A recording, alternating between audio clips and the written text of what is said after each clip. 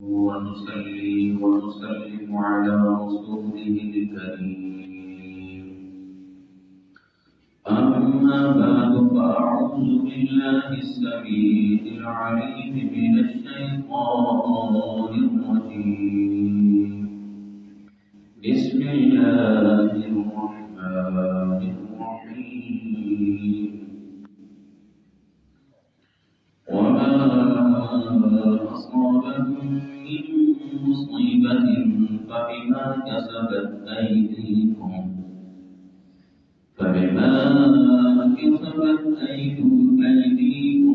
ويعفو عن كثير. وما أنتم بمعجزين في الأرض وما لكم من دون الله من ولي ولا نصير. صدق الله مولانا وصدق رسوله النبي الكريم، ونحن على ذلك من الشاهدين والشاكرين، والحمد لله رب العالمين. اللهم صل على سيدنا ومولانا محمد وبارك وسلم تسليما كثيرا كثيرا. نہایت واجب الاحترام محترم و مکرم و معزز سامعین گرامی، گزشتہ جمعہ میں آپ سے عرض کر رہا تھا کہ رمضان المقدس کا بابرکت مہینہ، رحمتوں والا مہینہ، جس میں اللہ رب العزت بڑے بڑے گناہوں کو معاف فرما دیتے ہیں، وہ اس مہینے کے اندر اللہ رب العزت نے بے شمار اجر و ثواب رکھا. میں عرض کر رہا تھا کہ اس مہینے کے آنے سے پہلے ہمیں تیاری کرنی چاہیے. آپ دنیا کے کاموں کا حساب لگا لیں، کوئی بھی کام ہو، بعض دفعہ ہم ایک سال پہلے سے تیاری شروع کر دیتے ہیں. دیکھیں جی فلاں بیٹے کی شادی ہے، بیٹی کی شادی ہے تو تیاری کرنا شروع کر دیتے ہیں، کچھ نہ کچھ مال جمع کرنا شروع کر دیتے ہیں. یا کوئی اور اس طرح کا کام ہو، کاروبار کرنا ہو، اس کے لیے بھی ہم تیاری کرتے ہیں، منصوبہ بندی کرتے ہیں تاکہ ہمیں نقصان نہ ہو، ہمیں اس کام میں فائدہ ہو. اب ہم دیکھتے ہیں کہ اللہ کے پیارے محبوب صلی اللہ علیہ وسلم آپ تیاری کس انداز سے فرماتے تھے. صحابہ کرام رضوان اللہ علیہم اجمعین، اولیاء کرام، بزرگان دین، یہ تیاری کس انداز سے کرتے تھے. لفظ تیاری پر میں بات کر رہا ہوں کہ ان کی تیاری اور ہماری تیاری میں بہت فرق ہے، بہت دور دور تک کے تعلق نہیں بنتا ان کے ساتھ اگر ہم غور و فکر کریں. عزیزان من، اللہ کے محبوب صلی اللہ علیہ وسلم رمضان سے کوئی ایک ہفتہ، 2 ہفتے، 4 ہفتے پہلے نہیں تیاری شروع کر دیتے تھے. اللہ کے پیارے محبوب صلی اللہ علیہ وسلم دعا مانگتے تھے، اللہم بارک لنا فی رجب، اے ہمارے پروردگار، اے ہمارے رب، یہ جو رجب کا مہینہ ہے اس میں برکت فرما. فی رجب شعبان وبلغنا رمضان، اے ہمارے پروردگار، ہمیں شعبان سے رمضان المبارک کے بابرکت مہینے تک پہنچا دے. تو اللہ کے نبی صلی اللہ علیہ وسلم پہلے سے ہی تیاری شروع کر دیتے تھے۔ اب اگر ہم اپنے آپ کو دیکھیں تو ہماری ساری تیاری رمضان کے مہینے کی نہیں ہوتی، حقیقتاً جو عید ہے اس کی بھی تیاری نہیں ہوتی۔ ہم نے جو اپنے آپ کو دھوکہ دے کہ ہم یہ کہہ رہے ہوتے ہیں کہ ہم عید کی تیاری کر رہے ہیں، عید کی بھی تیاری نہیں ہوتی۔ بلکہ بعض دفعہ تو آپ نے بھی سنا ہوگا کہ ہمارے جملے اور الفاظ یہ ہوتے ہیں کہ جناب دیکھیں سال میں تو ایک ہی مہینہ آتا ہے، ہم نے تو اس کی تیاری کرنی ہے، اس کے لیے جناب وہ ہم نے کمانے کا جو مہینہ ہے وہ تو ایک ہی ہے، تو اس مہینے کے اندر ہم سے پھر جو ہو سکتا ہے ہم کرتے ہیں، چاہے وہ ذخیرہ اندوزی ہو، ناجائز منافع خوری ہو، یعنی جو جتنا ہو سکتا ہے۔ پھر آپ اسی مہینے کی جو آخری رات ہوتی ہے، بڑی رحمتوں اور برکتوں والی رات ہوتی ہے، انعام والی رات ہوتی ہے، پھر اس میں ہم کہتے ہیں کہ بھائی دیکھیے یہ تو آخری دن رہ گیا، آج تو آخری دن ہے، آج کمال ہو۔ جو ساری رات عبادت کی رات ہوتی ہے، ہم ساری رات کو تجارت میں جناب جی خرید و فروخت میں ہم اس کو ضائع کرتے ہیں۔ تو اس مقدس مہینے کے اندر جو ایک بہت بڑی خرابی ہے جو ہم مسلمان کرتے ہیں، میں 2-4 دن پہلے بیٹھا ہوا تھا تو ہم بات کر رہے تھے اسی حوالے سے، تو ایک دوست کہنے لگا کہ باہر کے کسی ایک ملک میں جب یہ رمضان کا مقدس مہینہ آتا ہے تو جو ہندو ہے نا وہ پرائز پیسے کم کر دیتے ہیں چیزوں کے، کہتا ہے کہ ہمارے ہی مسلمان ان کے اسٹور پہ جائیں تو وہاں پر تو آگ لگی ہوتی ہے، وجہ کیا ہے؟ نظریہ بن گیا ہے کہ ہم نے اسی مہینے میں ہی کمانا ہے، حالانکہ ہم کمانا تو ہم نے کچھ اور تھا، نیکیاں کمانی تھی۔ اللہ رب العزت کی ذات نے جو ہمیں موقع عطا فرمایا تھا، ہم نے تو اس کو حاصل کرنا تھا، ان رحمتوں اور برکتوں کو حاصل کرنا تھا، نہ کہ ہم دوسرے منافع میں پڑ گئے۔ اور خصوصاً بالخصوص رمضان سے پہلے ہم دیکھتے ہیں کہ ذخیرہ اندوزی لوگ شروع کر دیتے ہیں، مال کو جمع کرنا شروع کر دیتے ہیں، اس وجہ سے کہ جب عید آئے گی تو ہم مہنگے داموں پر اس کو بیچیں گے۔ عزیزہ نمر قرآن مجید فرقان حمید کے اندر اگر ہم دیکھیں، میں نے جو آپ کے سامنے آیت کریمہ تلاوت کی ہے اس میں اللہ رب العزت فرماتے ہیں کہ وما اصابکم من مصیبت فبما کسبت ایدیکم، کہ تمہارے اوپر جو مشکلیں مصیبتیں پریشانیاں آتی ہیں نا،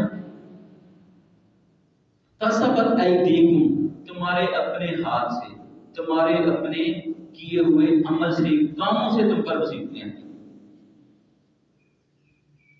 پھر اللہ رب العزت نے محبت بھرے پھر 2 جملے کہہ دیے، اللہ تعالیٰ فرماتے ہیں وَيَعْفُو عَنْ كَثِيرٍ، میں معاف کر دیتا ہوں کثیر، زیادہ گناہوں کو میں معاف بھی کر دیتا ہوں۔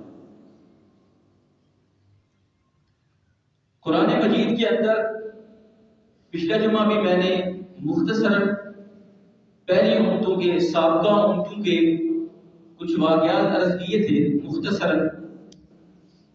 عزیزہ نعمت اللہ رب العزت نے حضرت شعیب علیہ السلام کو جب اپنی قوم کے لیے پیغمبر نبی بنا کر بھیجا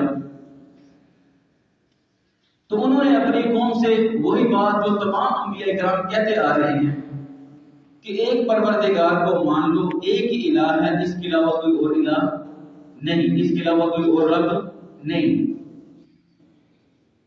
دوسری بات حضرت شعیب علیہ السلام نے جو اپنی قوم سے کی، اور یہ خرابی جو ہے یہ اس قوم کے اندر عام تھی، فرمایا وَلَا تَنْقُصُوا الْمِكْيَالَ وَالْمِيزَانَ، اپنے ترازو کو ٹھیک کرو، اپنے ترازو کو ٹھیک کرو، اس میں خرد برد نہ کرو۔ پھر فرمایا انی اراکم بخیر، انی اراکم بخیر، میں تمہیں خوشحال دیکھنا چاہتا ہوں۔ جتنے بھی انبیاء کرام اپنی قوموں کے لیے آئے وہ اپنی قوم سے بہت محبت کرتے ہیں، اللہ رب العزت بھی بڑی محبت کرتے ہیں، اس پر میں نے کافی جملوں میں عرض کر چکا ہوں۔ کیا کہتے ہیں حضرت شعیب علیہ السلام، میں تمہیں خوشحال دیکھنا چاہتا ہوں۔ اگر تم اللہ رب العزت کا حکم نہیں مانو گے تو فرمایا انی اخاف علیکم، مجھے ڈر ہے۔ شعیب علیہ السلام فرماتے ہیں مجھے ڈر ہے، مجھے خوف ہے۔ انی اخاف علیکم عذاب یوم محیط، کہ اللہ رب العزت کا جو عذاب ہے وہ تمہیں گھیر نہ لے، پکڑ نہ لے۔ پھر اپیل کی اپنی قوم سے، پھر کہا وَيَا قَوْمِ أَوْفُوا الْمِكْيَالَ وَالْمِيزَانَ بِالْقِسْطِ وَلَا تَبْخَسُوا النَّاسَ أَشْيَاءَهُمْ، اے میری قوم میں پھر تمہیں کہتا ہوں ناپ تول میں کمی نہ کرو۔ جو چیزیں تمہیں جو آدمی کہتا ہے اب تبخسوا النَّاسَ أَشْيَاءَهُمْ، جو چیزیں تمہیں کہتا ہے اس کو پوری پوری دے دو۔ پھر فرمایا وَلَا تَعْثُوا فِي الْأَرْضِ مُفْسِدِينَ، زمین میں فساد نہ پھیلاؤ۔ ہم فساد پھیلانے، ہم کہتے ہیں کہ شاید قتل و غیرت ہو رہی، یہ فساد ہے، کوئی اور اس طرح کے معاملات ہیں تو وہ فساد ہے۔ یہاں پر اللہ رب العزت نے ماپ تول میں کمی کرنے والوں کو فرمایا کہ وَلَا تَعْثُوا فِي الْأَرْضِ مُفْسِدِينَ، کہ یہ بھی زمین میں فساد پھیلانے والے۔ پھر اسی پر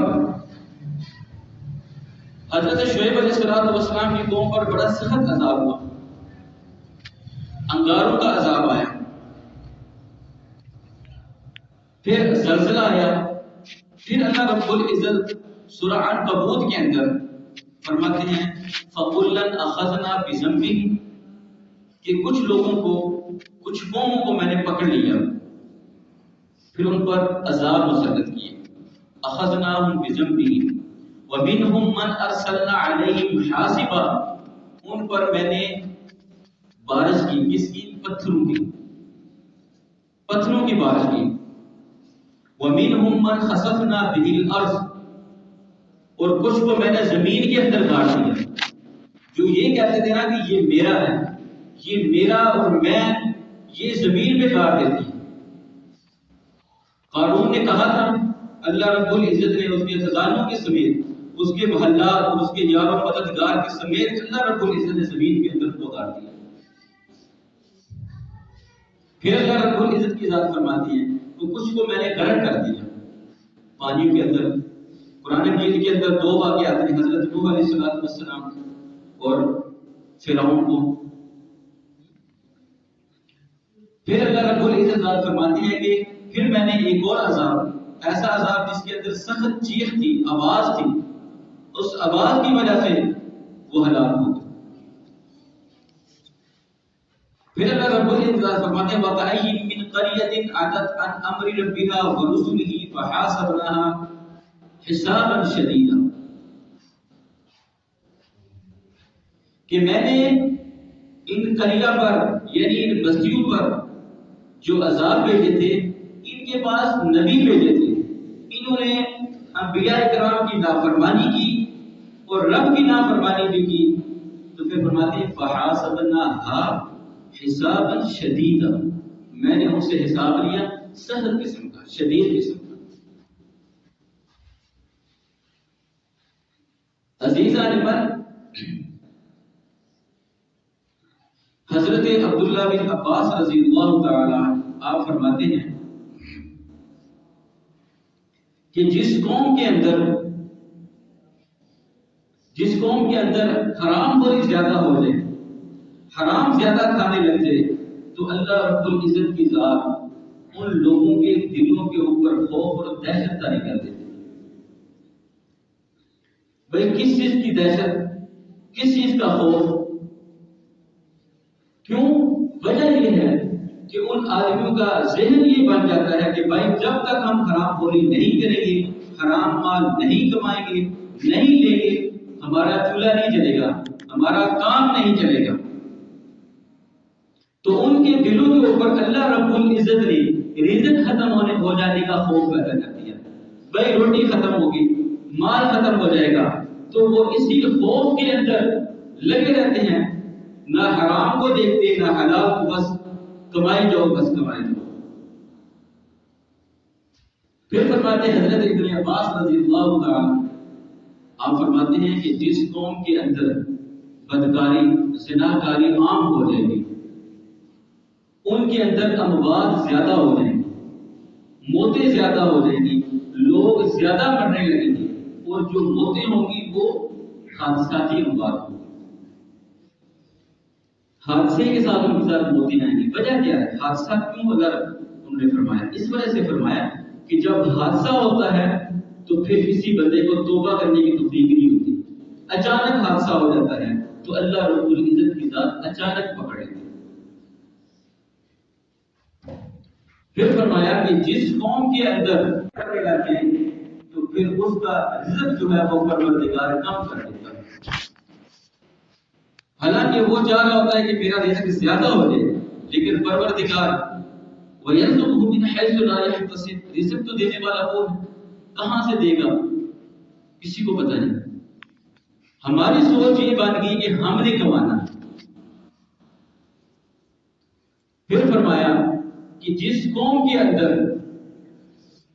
ظلم زیادتی عام ہو جائے گی، ناانصافی عام ہو جائے گی، تو اللہ رب العزت کی ذات اس قوم کے اندر قتل و قتال کو عام کر دے گی۔ پھر فرمایا کہ جس قوم کے اندر وعدہ خلافی عام ہو جائے گی تو اللہ رب العزت کی ذات اس قوم پر بھی ظلم، ایک دوسرے کے اوپر ایسا ظلم کریں گے، ایسا ظلم کریں گے وہ قوم کہ ان کو کوئی پتہ نہیں چلے گا، نہ ماں کا، نہ باپ کا، نہ بیٹے کا، اپنے اوپر ہی ظلم کر لیں گے۔ تو جو میں نے پہلے آیت کریمہ تلاوت کی تھی اس کی آخری الفاظ میں آپ کے سامنے عرض کروں کہ ہم سمجھتے ہیں نا کہ جناب اس وقت کے جو انبیاء کرام تھے جب قوموں کو کہتے تھے کہ بھائی دیکھیں تم پر عذاب آ جائے گا، تو وہ یہ کہتے تھے کہ اللہ رب العزت ہم پر ظلم کرے گا؟ تو اللہ رب العزت نے جواب فرمایا کہ نہیں، وَلَكِنْ كَانُوا أَنفُسَهُمْ، یہ تمہاری اپنی زیادتی ہے، تم نے خود اپنی جان پر ظلم کیا ہے۔ وَلَكِنْ كَانُوا أَنفُسَهُمْ يَظْلِمُونَ، تم نے ظلم کیا ہے، پروردگار رب کسی پر ظلم نہیں کرتا۔ تو عزیزان نعمت، میں ذخیرہ اندوزی کے حوالے سے بات کر رہا تھا۔ حضرت فاروق رحمت اللہ علیہ آپ فرماتے ہیں کہ حضرت عمر بن خطاب رضی اللہ عنہ کے ادوار میں، آپ کے دور خلافت میں، آپ ایک دفعہ مسجد کے پاس جا رہے تھے، گزر رہے تھے، تو حضرت عمر بن خطاب رضی اللہ تعالیٰ عنہ تھے، انہوں نے دیکھا کہ بہت زیادہ اناج، بہت زیادہ مال پڑا ہوا ہے۔ تو آپ نے لوگوں سے پوچھا کہ یہ اناج، یہ مال کہاں سے آیا؟ تو لوگوں نے کہا کہ فلاں فلاں دو آدمی ہیں وہ مال لے کے آئے۔ تو حضرت عمر بن خطاب رضی اللہ عنہ فرمایا کہ اچھا، اللہ رب العزت ان کے مالوں کے اندر اور ان لوگوں پر اللہ رب العزت اپنی رحمتیں اور برکتیں نازل فرمائے۔ لوگوں نے کہا کہ ایسا معاملہ نہیں ہے امیر المؤمنین، جو آپ سوچ رہے ہیں کہ ایسا معاملہ نہیں ہے۔ وجہ یہ ہے کہ یہ آج مال اس لیے لے کے آئے ہیں کہ انہوں نے ذخیرہ اندوزی کی ہوئی تھی، مال کو جمع کیا ہوا تھا کہ جب قوم پر مشکل وقت آئے گا تو پھر ہم اپنا مال باہر نکالیں گے اور پھر ہم مہنگے داموں اس کو بیچیں گے۔ تجارت کے اندر آپ منافع لے سکتے ہیں، شریعت نے کوئی حدود قائم نہیں کی، لیکن ذخیرہ اندوزی اس پر سخت وعید ہے۔ حضرت عمر بن خطاب رضی اللہ عنہ فرمایا کہ بلائیں ان کو، بلا کے لایا، پوچھا کون ہے؟ ایک تابعی تھے حضرت فاروق رحمت اللہ علیہ، ایک اور آدمی تھے کہ بھائی یہ مال کیوں جمع کیے، کس لیے جمع کیا؟ انہوں نے کہا ہمارا اپنا مال تھا، ہم نے جمع کیا۔ تو حضرت عمر بن خطاب رضی اللہ عنہ فرمایا کہ میں نے خود سمعت رسول اللہ صلی اللہ علیہ وسلم میں نے خود اللہ کے پاک پیغمبر صلی اللہ علیہ وسلم سے سنا ہے کہ جو آدمی مال کا ذخیرہ اندوزی کرے گا اللہ رب العزت کی ذات اس پر لعنتیں بھیجتی ہیں اور اس کا رزق بھی گھٹا دیتی ہیں اور اس پر کوڑ والی بیماری مسلط کر دیتی ہیں۔ حضرت فاروق رحمۃ اللہ علیہ تابعی تھے، نیک آدمی تھے، فوری طور پہ کہا امیر المومنین میں اپنے رب سے بھی وعدہ کرتا ہوں، پروردگار سے وعدہ کرتا ہوں کہ آئندہ میں ذخیرہ دوزی نہیں کروں گا۔ دوسرا آدمی کہنے لگا کہ دیکھیں جی مال تو میرا ہے، میری جو مرضی میں جب چاہوں بیچوں، کیونکہ آدمی کہہ تو نہیں سکتا کہ جب میرا دل چاہے گا میں بیچوں گا۔ تو حضرت ابو یحییٰ رحمۃ اللہ علیہ فرماتے ہیں کہ میں نے اپنی آنکھوں سے اس آدمی کو دیکھا، اپنی آنکھوں سے اس آدمی کو دیکھا کہ اس پر اللہ رب العزت نے کوڑ کی بیماری کو مسلط کر دیا۔ اس کے جسم کے اندر سے بدبو آتی تھی، اسمیل آتی تھی، پیپ نکلتی تھی اس کے جسم کے اندر سے۔ تو عزیزان احمد، اللہ رب العزت اپنی مخلوق کے ساتھ بہت زیادہ محبت کرتے ہیں۔ دوسری طرف آپ دیکھیں صحیح مسلم کے اندر ایک واقعہ ہے، مختصر میں بات کر کے ختم کرتا ہوں کہ جو آدمی ایک آدمی رستے میں جا رہا تھا تو اس نے دیکھا کہ ایک بادل ہے، اس سے ایک آواز آئی ہے۔ صحیح حدیث کی کتاب ہے، کوئی کہانی نہیں، کوئی واقعہ عام نہیں۔ تو اس نے دیکھا کہ بادل کے اندر سے آواز یہ آ رہی ہے کہ فلاں جو آدمی ہے، اے بادل فلاں جو آدمی ہے اس کی جو کھیت ہیں اس پر پانی برسا۔ اس آدمی نے سنا، وہ حیران ہوا، بادل سے آواز آ رہی ہے۔ چنانچہ اس نے دیکھا وہ بادل جو ہے وہ زمین پر نہیں برسا، ایک پہاڑی پر برسا، اس کا پانی نکلا اور نکل کے کسی ندی نالے میں آیا، نہر کے اندر آیا۔ اب وہ آدمی کہتا ہے میں دیکھوں تو صحیح یہ آدمی کرتا کیا ہے، اللہ رب العزت خود اس کا بندوبست فرما رہے۔ اب وہ آدمی اس جب پانی کے اندر گرا تو اس نہر کے اندر ساتھ ساتھ چلتا گیا، دیکھا تو کھیت کے اندر ایک آدمی کام کر رہا تھا، تو وہ پانی اس کے کھیت کے اندر چلا گیا۔ اللہ رب العزت نے خود بندوبست فرمایا۔ اب وہ آدمی اس آدمی کے پاس گیا، کہ بھائی کون سا ایسا کام کرتے ہو، کون سا ایسا عمل کرتے ہو، پانی چل کر تمہاری کھیت میں آ رہا ہے۔ اس نے کہا میں کوئی بڑا کام تو کرتا کوئی نہیں۔ بھائی بولو پھر بھی کیا کرتے ہو؟ اس نے کہا کہ یہ جو میری کھیت ہے میں اللہ رب العزت کے ساتھ تجارت کرتا ہوں۔ بھائی کیا تجارت کرتے ہو؟ بھائی میں اس کے 3 حصے کرتا ہوں، ایک حصہ جو ہے وہ میں اپنے لیے اور اپنی اولاد کے لیے رکھتا ہوں، اور ایک حصہ جو ہے وہ میں جو کھیت کے اندر جو اس کا معاملات ہوتے ہیں اس کے لیے رکھتا ہوں، اور تیسرا حصہ جو ہے وہ میں غربا مساکین کو دے دیتا ہوں۔ اپنے پاس میں فالتو اور اضافی کچھ نہیں رکھتا، میں نے پروردگار سے تجارت کی۔ تو جب بھی مجھے پانی کی ضرورت ہوتی ہے تو اللہ رب العزت کی ذات خود بندوبست فرما دیتی ہے۔ تو جو آدمی اللہ رب العزت کے ساتھ تجارت کرے گا تو اس کو گھاٹا نہیں ہوگا۔ تو عزیزان ایمان، میں عرض کر رہا تھا شروع میں کہ ہم نے جو تیاری کرنی ہے وہ اس انداز سے کرنی ہے کہ جو اللہ کے پیارے محبوب صلی اللہ علیہ وسلم اس طرح کرتے تھے۔ ہم نے تجارت وہ کرنی ہے کہ جو اللہ کے نبی صلی اللہ علیہ وسلم کرتے تھے۔ ہمارے پٹھان بھائی بھی یہاں پر بیٹھے ہوئے ہیں، اکثر جو ہے نا یہ رمضان میں کام نہیں کرتے۔ میں نے پچھلے رمضان میں ایک دوست سے پوچھ رہا تھا، میں نے کہا یار رمضان میں آپ کام نہیں کرتے؟ کہتے یار وہ 11 مہینے تو کام کرتے ہیں نا، 1 مہینہ جو آرام سے روزے رکھتے ہیں، نماز پڑھتے ہیں۔ تو 1 مہینہ تو اللہ رب العزت کی ذات گیری جو ہے وہ نکالنا چاہیے، لیکن اسی مہینے کو ہم اپنی جناب تجارت کا نفع اور جناب آنے والی نسلوں کے لیے جو سارا منافع وہ ہم 1 مہینے میں کمانا چاہتے ہیں۔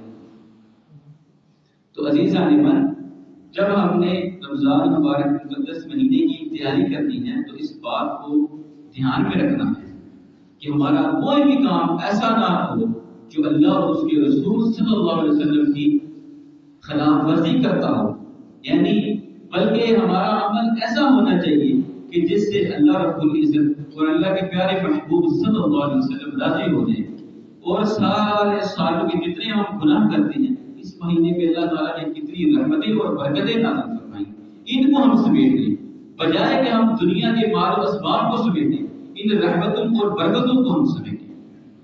عزیز عالمان، اللہ رب العزت سے دعا ہے کہ اللہ تعالیٰ عمل کی توفیق عطا فرمائے۔ وآخر دعوانا ان الحمد للہ رب العالمین۔